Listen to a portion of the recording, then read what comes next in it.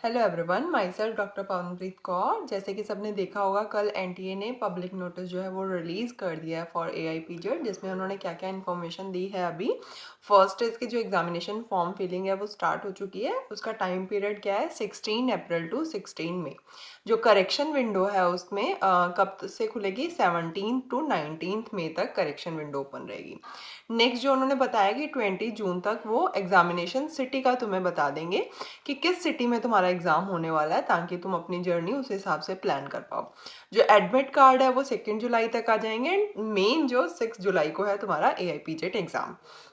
तो जो स्टूडेंट पिछले एक साल से 6 महीने से जब से भी प्रिपेयर कर रहे हैं, ये जो 2 महीने रहने वाले हैं ये तुम्हारे लिए होंगे बहुत इंपॉर्टेंट, जिसमें तुम्हें जितना भी तुमने अभी तक कवर करा है या कुछ चीज़ें छूट भी गई हैं, अभी तुम उसको इस टाइम पीरियड में सही से अपना प्लान करके, सही से कवर करके, सही से मैनेज करके अपने टाइम को उस सारी चीज़ों को कंप्लीट कर सकते हो एंड रिवाइज कर सकते हो। ठीक है, नेक्स्ट अपने देखेंगे कि इस 2 महीने में या 2.5 महीने का जो टाइम पीरियड है, इसमें तुम्हें क्या चीज़ें करनी चाहिए और क्या मिस्टेक्स हैं जो तुम्हें उसमें रिपीट नहीं करनी है। ठीक है, तो फर्स्ट तुम्हें जो अपनी जर्नी है वो किस तरीके से प्लान करनी है 2 मंथ की। सबसे पहले तो तुम्हें पता होना चाहिए अपना प्रोडक्टिव टाइम, कि तुम पूरे दिन में प्रोडक्टिव टाइम तुम्हारा क्या है। जैसे किसी का मॉर्निंग टाइम होता है, किसी का इवनिंग होता है, किसी का नाइट टाइम होता है, और किसी को किसी टाइम पे जो दिन के 4-5 घंटे होते हैं, उस टाइम पे तुमको अपने कौन से टास्क रखने हैं जो सबसे डिफ़िकल्ट टॉपिक तुम्हें लगते हैं, जो सबसे डिफ़िकल्ट टास्क या डिफ़िकल्ट सब्जेक्ट तुम्हें लगता है, उसको तुम्हें उस टाइम पे प्लान करना है। ठीक है, तो first recognise your productive time, कि पूरे दिन में तुम किस टाइम पे सबसे ज़्यादा प्रोडक्टिव होते हो।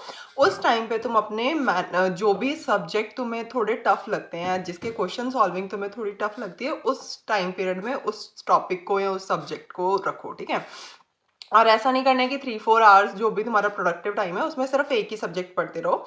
2 सब्जेक्ट कम से कम रखना, कि 4 घंटे में 2 सब्जेक्ट, या फिर 2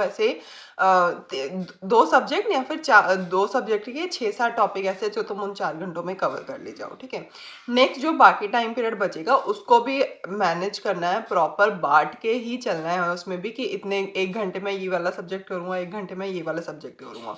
और लास्ट टाइम में यही राय दी जाती है, क्योंकि हर सब्जेक्ट इंपॉर्टेंट है, चाहे वो इजी सब्जेक्ट है चाहे वो हार्ड सब्जेक्ट है। उस सब्जेक्ट की कितनी क्वेश्चन वेटेज है उसके हिसाब से तुम उसको टाइम दो, उसके हिसाब से तुमने जितना भी पढ़ा है उसको रिवाइज करो। नेक्स्ट जो तुम्हें करना है, जो भी तुम्हारे पास में स्टडी मटेरियल है, चाहे वो तुम्हारे नोट्स हैं, चाहे वो तुम्हारी बुक्स हैं, चाहे वो तुम्हारे जिसमें से तुमको एमसीक्यू सॉल्व करने हैं, या कोई भी पीडीएफ तुम्हारे पास में अवेलेबल है, उसको सारे को एक जगह पे कलेक्ट करके रखो, ताकि तुम्हें पता रहे कि तुम्हें क्या क्या चीज़ें अभी कवर करनी है और कितना मतलब कितनी बार इस जो तुम्हारा कलेक्शन है उसको तुम्हें रिवाइज करना है।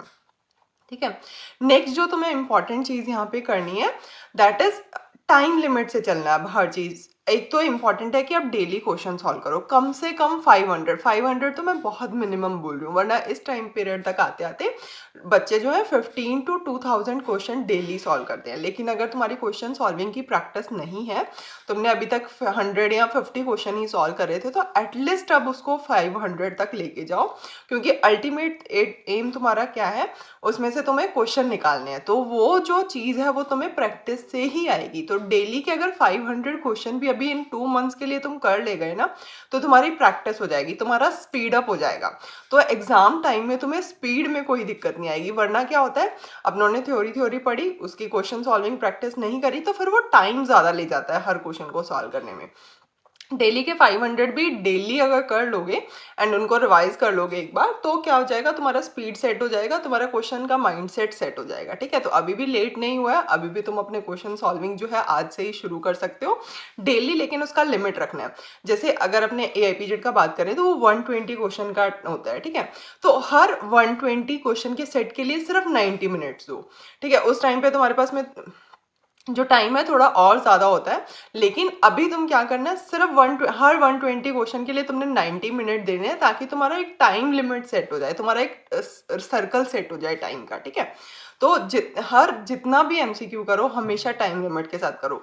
कुछ भी पढ़ रहे हो उसको टाइम लिमिट के साथ में पढ़ो, क्योंकि टाइम मैनेजमेंट ही इस टाइम पे सबसे ज़्यादा ज़रूरी है। वरना ऐसा होता है कि एक टॉपिक लेके बैठे हैं और उसको लेके ही बैठे रह गए 4 घंटे, एंड उसमें से कुछ भी प्रोडक्टिव नहीं निकला। ये गलती बहुत सारे स्टूडेंट करते हैं कि जैसे ये भी वन ऑफ द मिस्टेक है, मेजर मिस्टेक, कि जैसे ही सुना कि एग्जाम नोटिस आ गया है तो बुक लेके बैठ गए या 4 घंटे 5 घंटे पढ़े, लेकिन उसके बाद उठे तो पता ही नहीं कि इन 4-5 घंटों में उन्होंने क्या करा।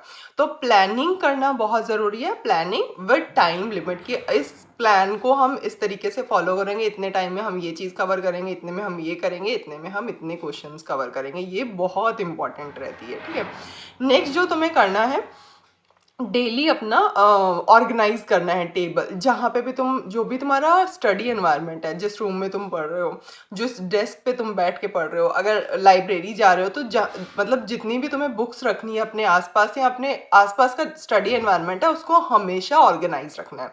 जितना ऑर्गेनाइज तुम अपना स्टडी एनवायरनमेंट रखोगे उतने ही ऑर्गेनाइज तुम मेंटली फील करोगे। अगर तुम्हारे आसपास ऐसे विजर्ड रहेगा तो वो मेंटली वो पता नहीं लग रहा है, लेकिन उस चीज़ का अफेक्ट पड़ता है माइंड पे, ठीक है। Next important is limit your resources. तुमने ऑलरेडी एनालाइज कर लिया होगा कि प्रीवियस एग्जाम्स में क्या आते हैं, या किसी कोचिंग को ज्वाइन कर रखा है या सेल्फ स्टडी कर रहे हो तो वो ऑलरेडी तुम्हें पता चल चुका होगा कि कौन से सब्जेक्ट में से कहाँ से कौन से टॉपिक से क्वेश्चन आ रहे हैं, ठीक है। फर्स्ट तो उस टॉपिक को तैयार करने के लिए क्या करना है, उस टॉपिक के नोट्स तुम्हारे पास में होने चाहिए। उस टॉपिक को अगर किसी बुक से पढ़ रहे हो तो भी इट इज़ ओके, लेकिन उस टॉपिक की कंप्लीट कंसेप्ट तुम्हारे पास में होना चाहिए, प्लस उस टॉपिक से रिलेटेड जितने भी क्वेश्चन तुम्हारे पास में अवेलेबल हैं वो सारे तुमने लगाए होने चाहिए। क्योंकि जो भी ये एमसीक्यू वाली बुक्स होती हैं लाइक पीजी प्लस हो गई, तो इसमें हर टॉपिक के प्रोबेबल क्वेश्चन तुम्हें मिल जाएंगे ऑलमोस्ट ना। तो वो क्वेश्चन जो है तुम्हारे उस टॉपिक के कवर्ड होने चाहिए, ताकि तुम्हें ऐसा कुछ भी न्यू ना देखने को लगे। क्वेश्चंस का एक माइंडसेट जो है वो ऑलरेडी माइंड में बैठ चुका हो, ठीक है। नेक्स्ट क्या अपने बात कर रहे थे कि लिमिट करना है अपने को इन रिसोर्सेज को, कि जिन सब्जेक्ट्स का, जिन टॉपिक्स का अपने को ऑलरेडी पता चल चुका है। जैसे ऐसा तो कई ऐसे होता है कि अपने हर एक टॉपिक को ले लिया एंड उसी को पढ़ते जा रहे हैं पढ़ते जा रहे हैं पढ़ते जा रहे हैं। तो ऐसे तो एक टॉपिक पे पीएचडी करने के लिए भी 10 साल लग जाते हैं, ठीक है। कि पहले अपने बीएचएमएस करी, फिर एमडी करी, फिर किसी एक सब्जेक्ट, एक डिजीज पे स्पेशलाइज होने के लिए वो 10 साल का टाइम पीरियड लग जाता है। तो इतना टाइम पीरियड तो नहीं है अपने पास में। अपने को क्या करना है, अपने जो अपने पास में रिसोर्सेज हैं उसको लिमिट रखना है कि अपने को इस एरिया में पढ़ना है, इतने एरिया से इस तरीके से क्वेश्चन आते हैं, ठीक है। एक किसी फेमस ऑथर का कोट भी है कि मेरे को उस पर्सन से डर नहीं लगता है जो बहुत सारी चीज़ें पढ़ता है, लेकिन मेरे को उस पर्सन से बहुत डर लगता है जो एक ही चीज़ को बार बार पढ़ता है, ठीक है। तो यही तुमको भी अपनी स्टडी में प्लान करना है। तुमको अपने रिसोर्सेज को लिमिट कर लेना है, उसी को बार बार मल्टीपल टाइम्स रिवाइज करना है, जितनी बार भी तुम रिवाइज कर पाओ। प्लस उसके क्वेश्चंस लगाना बहुत ज़रूरी है, प्लस टाइम लिमिट का अपना बैलेंस करना बहुत ज़रूरी है। कम से कम ऐसा 2-3 बार करना कि 120 मिनट्स का खुद 90 मिनट्स का खुद को टाइम दिया एंड उसमें तुमने 120 क्वेश्चन जो है वो सॉल्व करे, ठीक है। एंड प्रीवियस जितने भी लास्ट 6 to 7 ईयर के क्वेश्चन पेपर है उनको अच्छे से सॉल्व कर लेना है, बार बार सॉल्व करना है। इस 2.5 मंथ के पीरियड में कम से कम प्रीवियस 5 to 6 ईयर के जो क्वेश्चन है उसको 3 to 4 टाइम रिवाइज करना है, ठीक है। नेक्स्ट जो एंड वाले वीक में मतलब करने की जो इंपॉर्टेंट चीज़ें होती हैं कि before going to examination hall या फिर लास्ट वीक में तुम्हें क्या करना चाहिए, उसकी मैं आगे वीडियो अपलोड कर दूंगी। अभी अपने सिर्फ अपने ये जो 2.5 मंथ है इसको प्लान करना है। नेक्स्ट जो तुम्हें इंपॉर्टेंट चीज़ करनी है, डेली एक्सरसाइज करनी है। जितने भी तुम टॉपर्स से बात करोगे तो वो अपने स्टडी रूटीन में हमेशा अपने डेली रूटीन में क्या रखते थे, एक्सरसाइज रखते थे। चाहे वो 30 मिनट की वॉक हो, चाहे वो 30 मिनट की रनिंग हो, या 30 मिनट का कोई योगा आसना हो। जैसे बहुत सारे योगा आसन भी होते हैं जिनसे क्या होती है, अपनी कंसंट्रेशन पावर इंक्रीज होती है। जितने भी बैलेंसिंग पोज होते हैं योगा में, योगा आसनाज में, उनसे सारों से ही क्या होता है, focus and concentration power increase होती है। तो उसमें तुम पहले ये कर सकते हो कि तुम पहले, अगर तुम आउटडोर नहीं करना चाहते हो, इंडोर में पहले सूर्य नमस्कार कर लिया, फिर उसके बाद में कोई ट्री पोज कर लिया या फिर पश्चिमोत्तानासना कर लिया, ठीक है। एंड उसके साथ साथ में एक और जो तुम्हें करना है, अपनी प्राणायाम करना है कुछ ना कुछ, जिसमें तुम ब्रह्मारी प्राणायाम कर सकते हो, जिसमें क्या होता है, सिर्फ वो बी साउंड निकालना होता है। उसकी भी यूट्यूब पे तुम्हें वीडियो मिल जाएगी, तो वो देखो, प्राणायाम करो डेली एंड डेली एक्सरसाइज करो या वॉक या रनिंग करके आओ। नेक्स्ट जो जिस पे तुम्हें ध्यान देना है अपने स्ट्रेस पे। बहुत सारे स्टूडेंट ऐसे होते हैं जो लास्ट टाइम में इसमें स्ट्रेस में आ जाते हैं, तो सबसे जो इम्पोर्टेंट है तुम्हें मैनेज करना है अपना स्ट्रेस। अभी भी तुम्हारे पास में टाइम है, तुमने काफ़ी सारे टॉपिक्स कवर कर लिए हैं। कुछ टॉपिक्स अगर नहीं भी कवर हुए हैं तो उसको अभी इस मंथ में तुम डेली में 2 या 3 टॉपिक्स लगा सकते हो एंड पुराने टॉपिक्स को रिवाइज करते रहो जितना तुमने ऑलरेडी कवर करा है। स्पेशली एलन को डेली रिवाइज करते रहो, ठीक है। नेक्स्ट जो तुम्हें स्ट्रेस मैनेज करने के लिए करना है तो 2 चीज़ें करनी है। एक तो तुम्हारे आसपास के जो भी पॉजिटिव तुम्हें इंसान लगता है, चाहे वो तुम्हारे मम्मी पापा हो, चाहे भाई बहन हो, चाहे कलीग्स में कोई हो, चाहे फ्रेंड्स में कोई हो, उससे डेली 10-15 मिनट बात करनी है। उसको अपने स्टडी रूटीन के बारे में, या फिर अगर वो तुमसे अगर कलीग है तो बहुत बेस्ट है कि उससे क्वेश्चन आंसर कर सकते हो, ठीक है।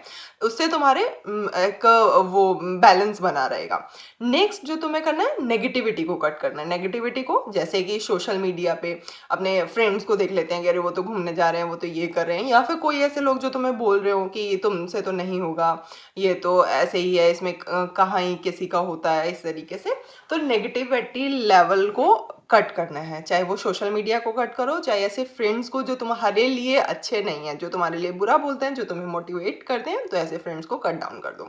तो ये 2 चीज़ें तुम्हें स्ट्रेस मैनेज करने में हेल्प करेंगी। नेक्स्ट 3 मिस्टेक्स ऐसी ऐसी होती हैं जो स्टूडेंट्स जो है इस एग्ज़ाम टाइम में गलती करते हैं। तो ये 3 मिस्टेक्स तुमको अवॉइड करनी है, जिसमें से फर्स्ट मिस्टेक की अपने ऑलरेडी बात कर चुके हैं, जिसमें तुम्हें क्या नहीं करना है कि कभी भी प्लानिंग के बिना स्टडी नहीं करनी है। बहुत सारे बच्चे ऐसे बैठ जाते हैं, 4 घंटे तक बैठे हुए हैं, पता नहीं उसमें क्या पढ़ा क्या नहीं पढ़ा। तो हमेशा प्लान करके एक टाइम लिमिट दे के खुद को पढ़ना है।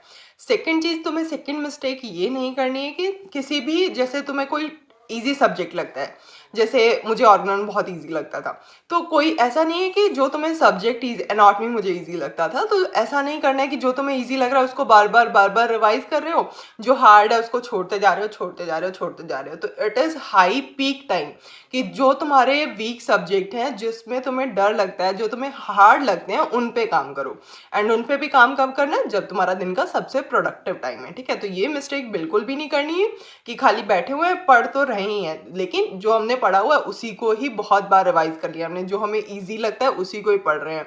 हम खुद को वो प्रेशर दे ही नहीं रहे हैं कि हम हार्ड सब्जेक्ट को पढ़ें या फिर उसके क्वेश्चन सॉल्व करें। ये गलती बिल्कुल भी नहीं करनी है, क्योंकि अल्टीमेट एम तुम्हारा क्या है कि तुमको एग्जाम क्रैक करना है। तो उसके लिए तुम्हें दोनों ही चीज़ें आनी चाहिए, जो तुम्हें ईजी लगता है, जो तुम्हें हार्ड लगता है, एग्जाम के हिसाब से वो तुम्हें दोनों ही चीज़ें आनी। एंड लास्ट मिस्टेक बहुत सारे बच्चे करते हैं कि जहाँ पे वो सोते हैं, मतलब बेड पे ही बैठ के पढ़ रहे हैं, तो उससे क्या साइकोलॉजिकली वो सही नहीं है, उससे ज़्यादा जल्दी नींद आती है, या फिर तुम्हारा दिमाग उतना एक्टिव फील नहीं करता है। तो अपने स्टडी टेबल चेयर, लेकिन स्टडी टेबल पे चेयर पे बैठ के पढ़ना है, बेड पे बैठ के नहीं पढ़ना है जहाँ भी तुम सोते हो, ठीक है। ये 3 मिस्टेक अवॉइड करनी है। उसके साथ साथ में डेली अपना रूटीन सेट करो, अपना प्लानिंग सेट करो, अपना डेली देखो कि तुम्हारा प्रोडक्टिव टाइम कौन सा है, टाइम लिमिट मैनेज रखो, एंड क्वेश्चंस के हिसाब से कि जिस सब्जेक्ट का जितना वेटेज है उसके हिसाब से उसको पढ़ो। Hope this will help you. So all the best for your preparation. It's high time. Push your limits, do hard work, do smart study, and you will crack the exam. All the best.